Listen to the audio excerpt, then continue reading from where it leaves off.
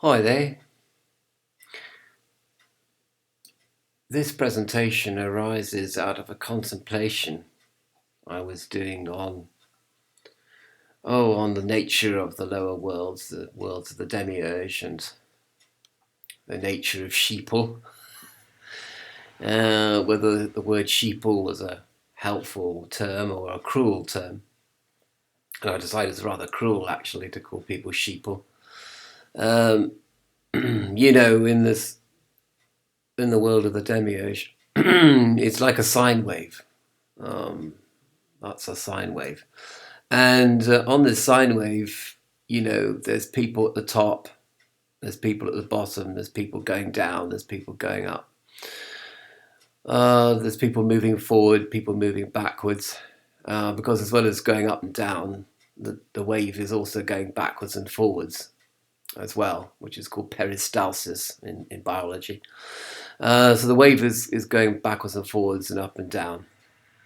And that's the way it is. Anyway, never mind about the contemplation that I did. So I arrived at 6 rules of a Gnostic life. Now, a rule, as I understand it, refers to the monastic life. Each of the monastic orders, like the Cistercians and Dominicans, have what they call a rule, which is basically a rule book or a charter or a set of promises that you make to the order in order to remain a member of that order and also to remain part of the community. I mean, a rule, people are frightened of rules and rule books. I mean, if you think of it as a sort of bullet points. So I have 6 bullet points here. And these points are quite general, broad, really. Well, some of them are, and some of them are quite particular in the way that they, in the things that they actually recommend as being useful for the Gnostic life, a life of spirituality. I suppose you could call them requirements. Rule also means requirement. I mean, if you're going to drive a car, then you are required, to learn how to drive, and you're required to, to apply the brakes. You're required to indicate, and you're required to do various things in order to drive on the road safely and with consideration to others. So that's all basically these rules are. Requirements, if you like, but perhaps they're almost in the sense of uh, things that you should be doing as a Gnostic, really. And again, the people are afraid of the word should, but if you want to get anything, well, if you want to attain, there are certain things you should do and certain things you should not do. But of course, nowadays I agree that you should always emphasize the positive rather than the negative. So it should be bullet points of things that you should do, positive points, rather than a whole load of should nots. But the should nots are sort of implied by the shoulds, really. At least that's a modern sort of way of looking at things. But I mean, I don't know why. I think also we've gone a bit soft, really. Do you know? And I think a bullet points of things that you should not be doing are also pretty useful to contemplate and to apply to life. So the first one, and there's no particular order, I have to say, there's no hierarchy in this. I put them all in a circle because I'm sort of new agey in that sense of the word. Certainly the evangelical life. Well, you've got to spread the good news. Basically, you've got to spread the news that if you align yourself to the spiritual life, you will attain immortality with full consciousness as you have it now. And that's important because otherwise you really won't appreciate the great leap that you're going to make when you transition from the realm of the demiurge to the realm of the true God.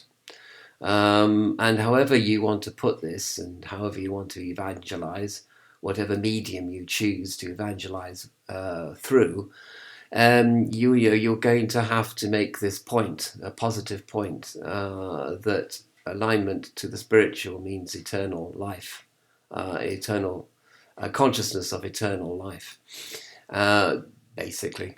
And I suppose that does imply that alignment to the material world, well, the material world is earmarked for destruction. So your consciousness is focused on that which will be destroyed. And it could be that it perhaps is the case that your consciousness will be destroyed with the material. Whereas if you align yourself with the spiritual, your consciousness will be focused on that which will be preserved forever. And you must leave that for people to contemplate on that in their own way, and however they wish to interpret that way. You can only evangelize, you can only tell people something. You can only tell them about what you have seen round the bend of the river, and it's up to them. However, you do have to say that once they've gone round the bend in the river, they will not believe anymore or have faith anymore. They will know in the same way as they know that they're looking at a table, for example. They don't have to believe, they don't have to have faith, they will know. And that's what Gnosis means. It means knowledge, it means to know, to experience directly. So you're going beyond faith and beyond belief, and with no sense of irony, beyond belief, as if it was some kind of like impossible thing to actually experience. It is possible and it is inevitable, provided people focus on the spiritual rather than the material, and be in this world but not of this world. So however you wish to package that information, that basic information, that's the message. And the second thing, and it's an important requirement for you to tell other people, as many people as you can, in as many ways as you can, and you can either tell them directly or you can use parable to make your point. It depends on who you're dealing with, who your audience is, and you should tailor your evangelical message to the people that are listening to it as well. That's very important and a humble thing to do. So in other words, don't talk shop, don't talk down to people. Convey information to people where they are at consciously, in terms of, and in society as well. So the second rule or requirement is a contemplative life. And this really, really means shutting yourself off as far as you possibly can from the superficial, which is social media, state-owned television and radio, etc., and newspapers. You have to listen for public health announcements or emergency powers. You need to be aware of them if they exist in your country for any reason of social catastrophe or something. But apart from that, you should cut yourself off from the superficial, and you should focus instead on the deep truths of Gnosis, which are to be found in both the canonical Gospels and the Gnostic Gospels. So you should immerse yourself in the Word and the Logos, and you should uplift yourself by tuning in to the Logos through the written Word, and sometimes through music and painting and sculpture. This immersion is very important. In transcendental magic, it's important to immerse yourself in whatever planet you intend to evoke. So if you're evoking the moon, you should immerse yourself in everything to do with the moon and all the symbols of the moon and fragrances of the moon and colours of the moon and everything like that. And similarly, you should immerse yourself in Gnosis, in the Gnostic word and the Logos, in every way possible. and that's very important. But as we'll see, that doesn't mean you're trying to escape this world through into fantasy. You're actually focusing on the underlying reality of realities for a start. But as we'll see, that's not the only thing you have to do as a requirement. The third thing is that you have to develop a life of spiritual practice. You have to be active. It's not really enough just to listen to the words, although they're very important. You actually have to do a practice. And I've got here 3 points, really. Listening to the voice of the silence, going into meditation, and which can either be sitting meditation or walking meditation. I think it's either or, because there are some people that don't like to sit and they want to walk, and other people like to sit rather than walk. I suspect that most Westerners would rather like to go walk about and contemplate the voice of the silence and listen for it whilst they are walking consciously, I don't know, through a park or through their gardens or something like that. Breath awareness, very important, called pranayama in Sanskrit. Breath, yama means control, so it's also breath control, but people don't like you when they say control. They get all a bit funny about that. I don't like the word control because I think I don't know what they think. Nonsense. Anyway, breath awareness, and you just become aware of your breath and focus on your breath as a way of entering into a meditative state. You see, the spiritual practice is different from contemplation. Practice is where you actually are doing something. It's more active than contemplation. And then finally, breathing the light. I want to come back to this in another video, because this presentation also arose from the fact that I wish to say that I think I've been acting or living in error for a great many decades, actually. Because although I've been doing breath awareness and to a certain extent listening to the voice of the silence, I certainly haven't been doing regular breathing the light. And it's necessary to breathe the light, because if you're going to do breath awareness and if you're going to listen to the voice of the silence, you're going to make yourself very open and therefore very vulnerable to all the shenanigans of the demiurge and everything that's going on around you. Nature abhors a vacuum, and then what happens is that negativity spills into this vacuum that you have created in your consciousness, and you become very vulnerable and very upset and very angry and very violently angry indeed by the suffering of the world. And this can actually make you a source of suffering in the world, rather than an amelioration of suffering in the world, rather than a source of healing. You can actually become part of the problem. So it is necessary to practice breathing the light, and I'll come back to what that actually means in a separate video. Now, this is a surprising requirement, is to cultivate practical energy. You've got to be a good householder. You've got to attend to the affairs of your household, and cultivate a balance between the spiritual life and the practical life.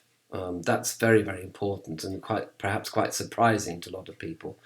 In the Holy Quran, it says that your home should be a place of order and peace. And peace, and the OTO have this thing about peace, or the Gnostic Church has this thing about peace to all points of the triangle. At the points of the triangle in the family home is role, management, and appreciation. And you have to develop management, and you have to develop appreciation, and you have to develop role. So every member of the family has to have a role. The family has to be managed by a manager or a management team, usually the actual parents or guardians of the family, and there has to be active appreciation both of the parents and the children. Children have to appreciate themselves, each other, and the parents have to appreciate themselves and the children and each other. So it's peace to all 3 points of the triangle. to create what the Quran calls a house of order and peace. And of course, someone's got to fix the shingles, and someone's got to do the drains if they get blocked, and somebody's got to change the diapers. So, there's practical energy, there's practical consideration. But as the cross, St. John of the Cross, you can do scrubbing the floors and you can do contemplation of Gnosis at the same time. And indeed, doing the gardening and contemplating Gnosis is an excellent way of achieving both balance. So you have knowledge and you have wisdom, growing out of the practical necessities of life. So you're in the world, again, you're in the world, but you're not of the world, and you must learn to appreciate the distinction. Another rule is you have to develop a life of practical help to others, and you have to help your neighbour. And who is your neighbour? Well, that's answered by the parable of the Good Samaritan. So if you read that parable and understand that parable, then that's all you need to do. You have to be ready to be a practical help to your neighbour. And your neighbour is anybody with whom you have no connection, with whom you have you expect nothing in return, if you see what I mean. And that's very important, that you help people that are not going to benefit you in any way, So it's unconditional, practical help to your neighbour, to the person on the road that you meet in life who needs your help. And the other rule is the final rule, I suppose. Yes, the final rule is the life of prayer. And this is a bit more of a controversial rule, I suppose. But there is intervention. There's divine intervention. We are not alone, as Stefan Heuler continues to point out in his ministry. There is the work of grace, work of the Holy Spirit, intervention. I talked about the highs and the lows of life, and I talked about the backwards and forwards nature of vibration, as well as the troughs and highs of vibration. But when there is the possibility of divine intervention, and when divine intervention happens, all the troughs and highs level out. So you get a sort of certainly all the peaks of life, because as well as being a sine waves, everything's in a sort of peak as well. But what happens is that through intervention from a divine source, those peaks are ironed out and the signal becomes steadier. It doesn't go away altogether, but it becomes steadier, and you get rid of all the spikes and deep recessions and troughs. And the signal becomes steadier, and one might say modulated and compressed to such a degree that it is possible to see the wood for the trees. And that's what you need to pray for. You need to pray for divine intervention. But if you're going to pray, you should also pray for people's individual consciousness to change, and for the light to be made available to groups of people and to individuals of people, and to pray basically for an increase in consciousness of spiritual matters amongst the people of the world. That's a good thing to pray for, and as well as that, prayers of protection. You need to ask for protection for others if they need it, and indeed for yourself, remembering, of course, that if it's only if it's thy will that the cup of suffering will pass from my lips or from other people's lips. You can't direct the energy, because otherwise that becomes sorcery, and then you just become dumped right back into the laws of cause and effect and consequence, along with everything else to do with the energy of the demiurge. So the sorcerer, it just becomes no better off on the person who knows nothing, and the sorcerer indeed has an even greater ignorance than the sheeple that make their way through their lives currently. So bear that in mind as well. And and also the sorcerer's plans usually come to nothing, or usually end in tears in some way or another. So bear that in mind. I mean, maybe you don't care about everything ending in tears, and you'll take it on the chin and be kind of philosophical about it as a sorcerer. But maybe you won't, and maybe you will suffer greatly, especially at the end of your miserable sorcerer's life. But anyway, I digress a little bit there. The point is, I presented here 7 rules for the Gnostic life. Broad requirements. I don't know. Are they commandments? I don't know really. There's certainly things that you could try to see if they make your current life better. But it's not only about making your current life better or the life of other people better. It's about, very importantly and vitally, preparing yourself for immortality, and building that rainbow bridge from this dimension to the next dimension, so that your consciousness, as it's presently constituted, or perhaps I should say amended by your spiritual life, or slightly changed by your life. Let us say your worldly consciousness as modulated by the spiritual life. That consciousness will go across that rainbow bridge to the dimension of the true God, which is the whole point of being here. And one of the points of being here anyway. And it's well, dare I say it, part of your future self-preservation, but I think that's putting it in terms of the demiurge, in terms of preservation, creation, destruction. I'm not sure that's quite what I want to say, actually. But I really, really, at this point, don't know what I do want to say about that, and perhaps it's better to actually not say anything too much about your motivation for the spiritual life. The spiritual life is its own reward, and that's no more can be said about that really, without going into the language of the demiurge, which I don't want to do. So I leave you with this sort of basic list, for you to interpret, for you to apply to your life as best you can, in the face of all catastrophes, collective and individual, and in the face of all distractions. It's not easy. The world, it's very easy to distract you. Very easy to distract saints and sinners alike. But if we have a kind of a roadmap, I suppose, of where we're supposed to be going, then that's quite a step forward, really. It's like if you acknowledge that you need a spiritual life, then that's a huge step forward, because most people in this world acknowledge nothing of the sort, and their idea is more money, more sex, more power, opportunism, manipulation, exploitation, and predation. And that's what people normally use to cheer themselves up with.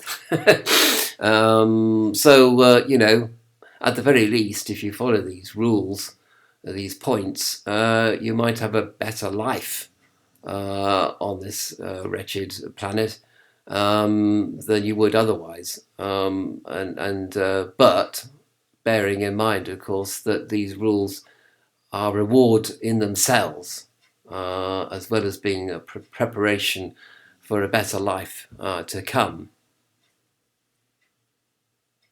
And we shouldn't be afraid of admitting that there is going to be a better life to come, instead of sort of apologizing for that, as it were.